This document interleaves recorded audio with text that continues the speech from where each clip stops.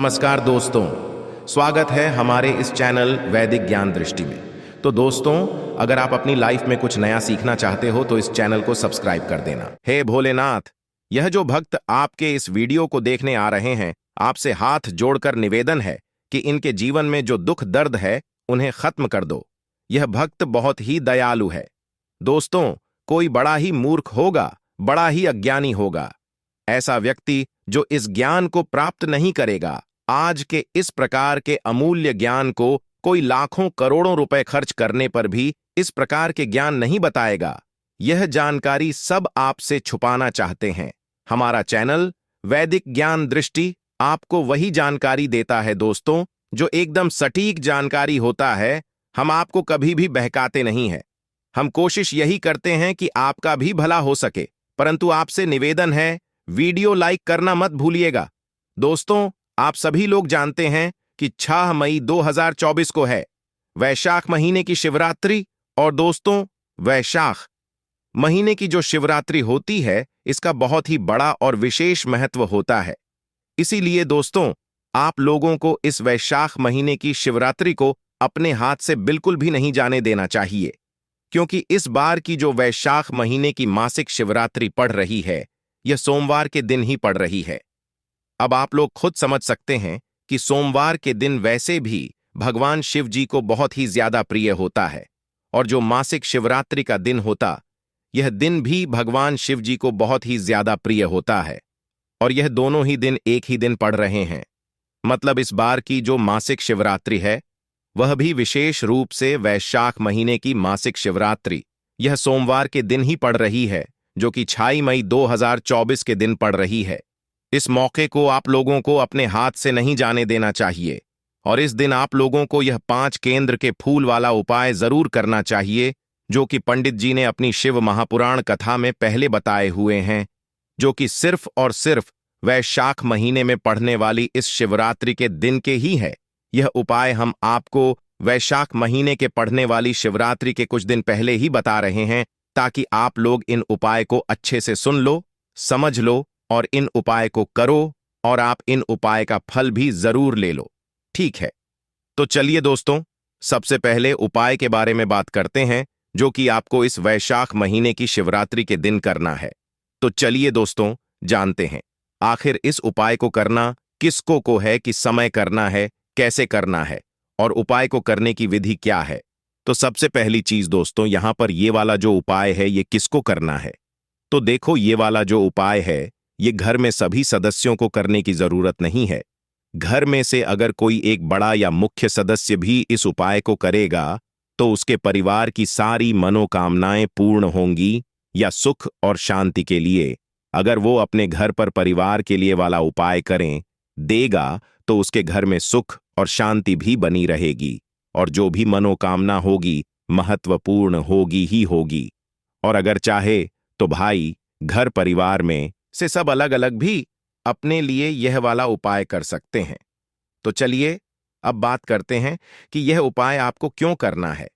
तो दोस्तों, अपनी मनोकामना के लिए या अपने घर परिवार की मनोकामना के लिए, सुख और शांति के लिए, धन प्राप्ति के लिए, जो भी आपकी मनोकामना हो, उसके लिए आप लोग ये 5 कनेर के फूल वाला उपाय कर सकते हो।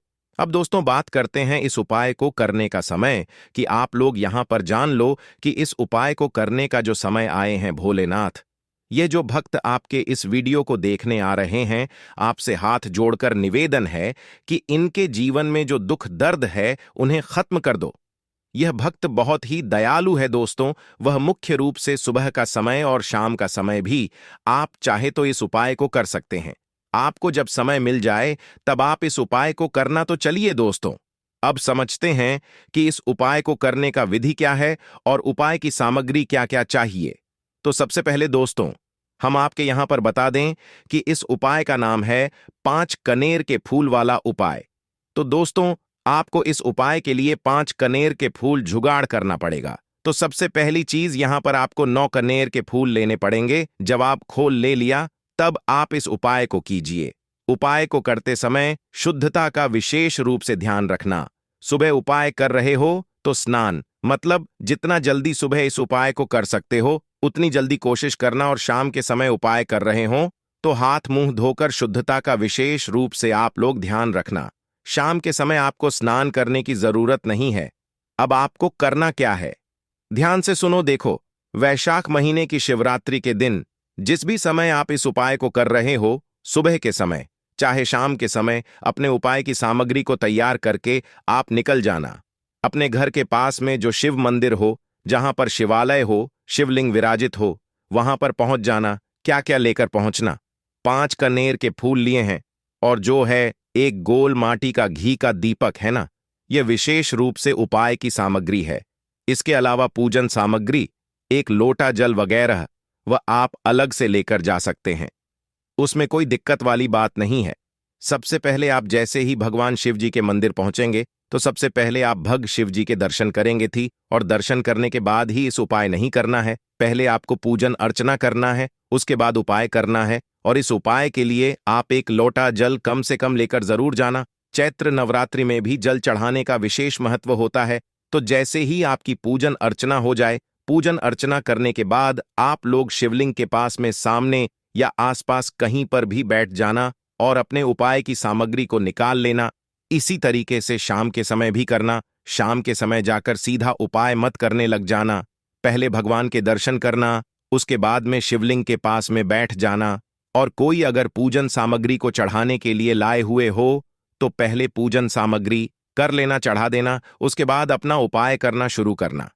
ठीक है, शिवलिंग के पास में बैठ जाना। बैठने के बाद अपनी उपाय की सामग्री निकाल लो। सबसे पहला काम अभी का क्या रहेगा कि आपको सबसे पहले अपना वह जो गोल बाती का घी का दीपक है, उसको जला लेना है। इस दीपक को जलाने के लिए आप किसी और की माचिस नहीं लोगे, आप अपने ही घर से अपनी से लेकर आओगे। घर पर भूल कर मत आना, यह बात हम आपको याद दिलाते हैं। कहीं सारे लोग भूल जाते हैं, तो अपने घर से अपनी माचिस लेकर जाना और अपनी माचिस से इस दीपक को जलाना। क्योंकि अगर आपने किसी और की माचिस ली, तो इस उपाय का फल उसको मिल जाएगा। तो इसीलिए आप लोग इस बात का ध्यान रखना, अपने माचिस से इस दीपक को जलाना है जो आप उपाय के लिए लेकर आए हुए हो। एक दीपक, उसके साथ में अब आप अपने 5 कनेर के फूल को निकाल लीजिए। ठीक है, अब जो 5 फूल है, इनको आपको क्या करना है? भगवान शिव जी की शिवलिंग के ऊपर चढ़ाना है। भोलेनाथ, ये जो भक्त आपके इस वीडियो को देखने आ रहे हैं, आपसे हाथ जोड़कर निवेदन है कि इनके जीवन में जो दुख दर्द है, उन्हें खत्म कर दो। यह भक्त बहुत ही दयालु है दोस्तों। अब आप इन फूलों को एक एक करके भी चढ़ा सकते हो और एक साथ भी चढ़ा सकते हो। अगर एक एक करके अगर आप फूल चढ़ाओ तो ज्यादा बेहतर होगा। ठीक है, फूल खिला हुआ भाव आगे की तरफ रखना, इस बात का आप लोग थोड़ा बहुत ध्यान रख लेना है। तो 5 फूल जो है, वो हम एक एक करके भगवान शिव जी की शिवलिंग पर चढ़ाते जाएंगे। बाद में भले ही वह शिवलिंग से जल आधार पर गिर जाए, पर हमें अपने हाथों से शिवलिंग पर ही चढ़ाना है। चढ़ने के बाद भले ही फिर वो नीचे गिर जाए, मतलब जल आधार पर गिर जाए, कोई दिक्कत वाली बात नहीं है। अब जैसे ही आप लोग अपने 9 फूल चढ़ा देते हो, उसके बाद पहले आप लोग अपना दीपक रखोगे। ठीक है, शिवलिंग के पास में चाहो तो आरती उतार सकते हो, अन्यथा बिना आरती उतारे भी आप लोग शिवलिंग के पास में कहीं पर भी इस दीपक को रक्षक हो, ज्यादा पास में मत रखना, भगवान शिव जी को आंच ना लगे।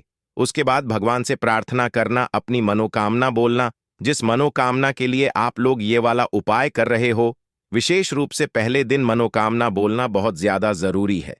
ठीक है, मनोकामना बोलकर भगवान से प्रार्थना और विनती करके वहां से उठ जाना और सीधा अपने घर पर आ जाना। तो दोस्तों, यदि आप इस उपाय को सही तरीके से कर लेते हैं, तो आपका वह परेशानी तुरंत खत्म हो जाएगा। तो यदि आपका भी कोई मनोकामना हो, तो आप इस उपाय को एक पर अवश्य करना, और आप कोई परेशानी में हो, कोई संकट में हो, सब दूर हो जाएगी। आपका जीवन खुशियों से भर जाएगा। वीडियो के अंत तक बने रहने के लिए धन्यवाद।